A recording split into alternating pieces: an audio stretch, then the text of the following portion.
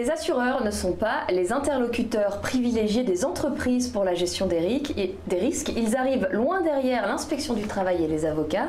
On va expliquer ce paradoxe. Bonjour Renaud de Pressigny. Bonjour. Alors avant d'expliquer ce paradoxe, comme vous êtes le directeur général de QBE France, vous allez nous décrire cette entreprise QBE et quel est son métier. Comme on parlait de gestion des risques, forcément, c'est un peu le cœur de son métier.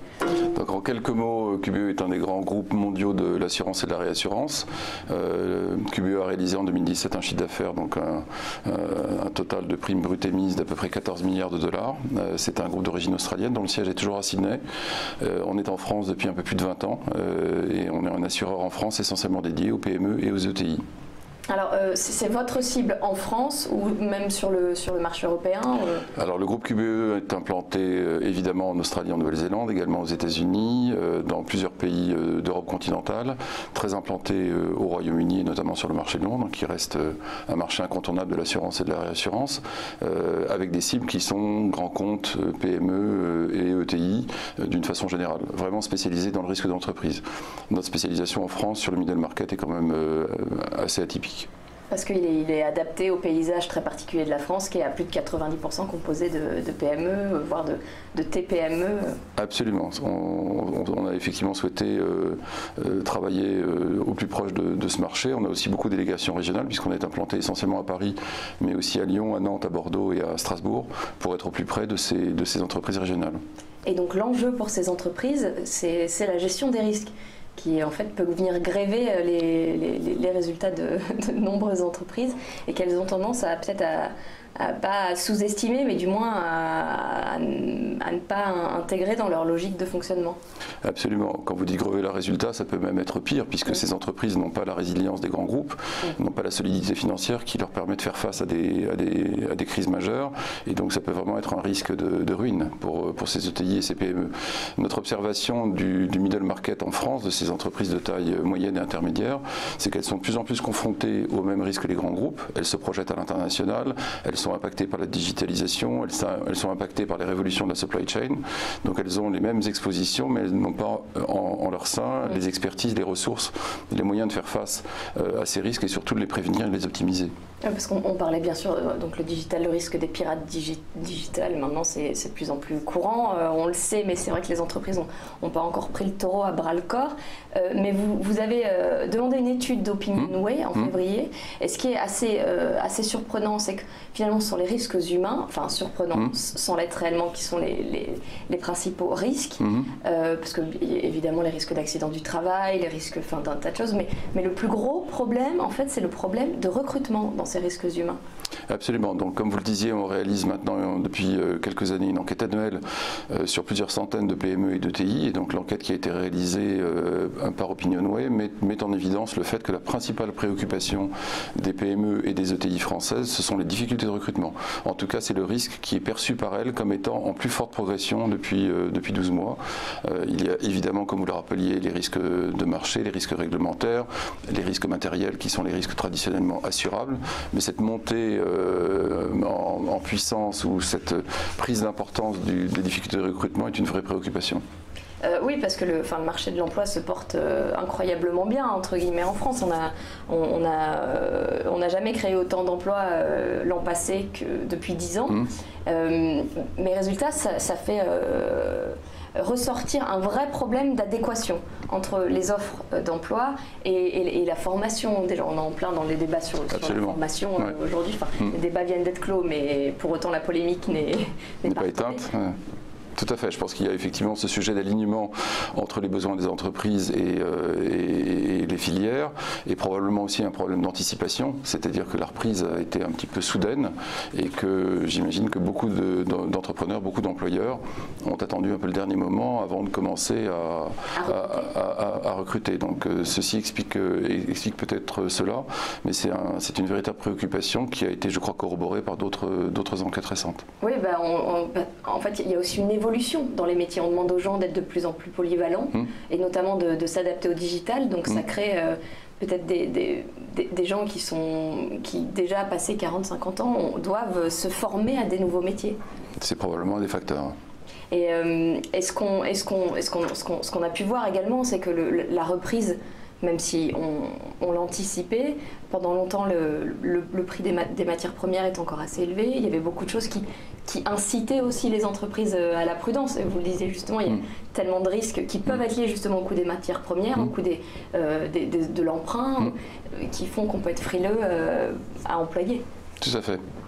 Dans les risques que vous citiez, vous parliez effectivement du digital. Dans l'enquête, les entreprises interrogées reconnaissent que les risques cyber sont ceux qui ont le plus fortement cru dans les 12 derniers mois. Donc on voit aussi une montée en puissance des cyberattaques et de la crainte de ces entreprises d'être peut-être insuffisamment protégées.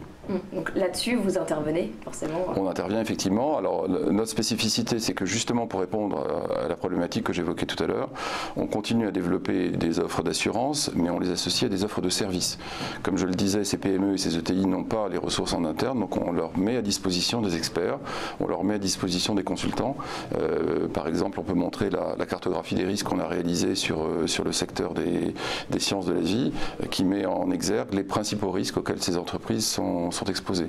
On finance des cartographies pour certaines PME et ETI qui le souhaitent. Donc voilà la cartographie à laquelle je faisais allusion, et on réalise le même type de cartographie avec un consultant spécialisé pour des entreprises, pour leur permettre de mettre en évidence et de hiérarchiser leurs principaux risques, et ensuite de commencer à travailler sur des plans de prévention, sur des plans de réduction de ces risques.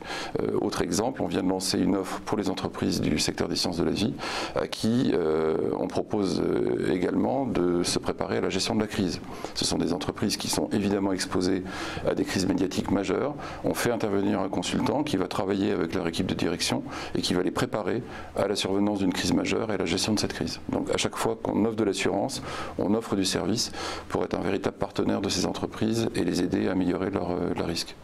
Alors, par contre, en revanche, vous souffrez d'un problème qui a révélé cette étude d'OpinionWay, c'est que les entreprises ne pensent pas à s'adresser à vous en premier. Elles vont d'abord penser à l'inspection du travail, ce qui est surprenant, et à des avocats. C'est un problème d'image, parce que les assureurs, comme les banques, comme les journalistes, comme les politiques, se retrouvent toujours tous les ans dans le trio, quatuor de tête des professions, avec l'image la plus détériorée. Ou qu'est-ce qui explique, alors que c'est votre cœur de métier, qu'on ne s'adresse pas à vous en principe? Alors je pense que c'est une question de positionnement. Il y a l'image traditionnelle de l'assureur sur laquelle je pense que la profession a fait d'énormes progrès en matière de qualité de service. On l'a bien vu dans les récentes catastrophes naturelles, avec une véritable mobilisation des équipes des assureurs pour aller au plus près des victimes de ces catastrophes. Donc je pense qu'il y a un travail important sur l'image, mais il devrait y avoir un travail beaucoup plus important sur l'offre. Et donc effectivement, reconnaître que nous sommes des professionnels du risque et que nous devrions être l'interlocuteur légitime, le premier interlocuteur de ces ETI et de ces PME pour les aider à gérer leurs risques. Donc ça suppose qu'on continue à faire ce que nous faisons chez QBE, à développer des services à valeur ajoutée et à les mettre à la disposition de ces entreprises, parce qu'il faut vraiment qu'on les aide. On le sait, c'est le cœur, vous le rappeliez, en pourcentage, c'est l'essentiel des entreprises françaises, c'est le cœur de notre économie, c'est l'avenir de notre économie. Il n'y a qu'à voir l'importance du Mittelstand allemand, par exemple, ou des PME, du réseau de PME et d'entreprises familiales en Italie. C'est vraiment quelque chose d'essentiel pour l'avenir de l'économie française, et il faut donc que les assureurs continuent à développer ce genre de services pour se mettre à la disposition des ETI et des PME françaises. Oui, parce que le gouvernement demande aux PME de migrer vers un statut plus grand d'ETI, mais forcément, ça ne peut pas se faire sans intégrer une gestion des risques optimale. Absolument. D'ailleurs, dans l'enquête, la première question qui leur a été posée, c'est quels sont les facteurs de compétitivité les plus importants. Et la plupart des entreprises interrogées reconnaissent que la gestion des risques est un facteur clé.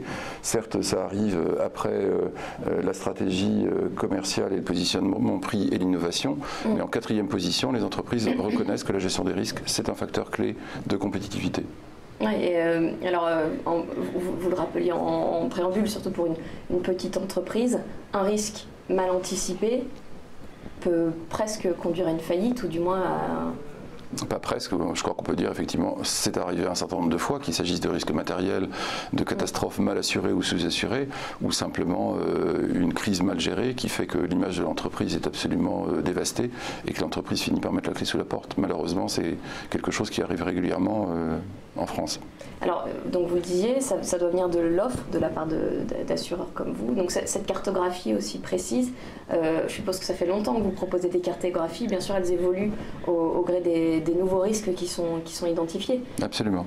Puisqu'en fait, le consultant va rencontrer la direction de l'entreprise et va travailler pour faire émerger les principaux risques qui sont perçus par les différents managers.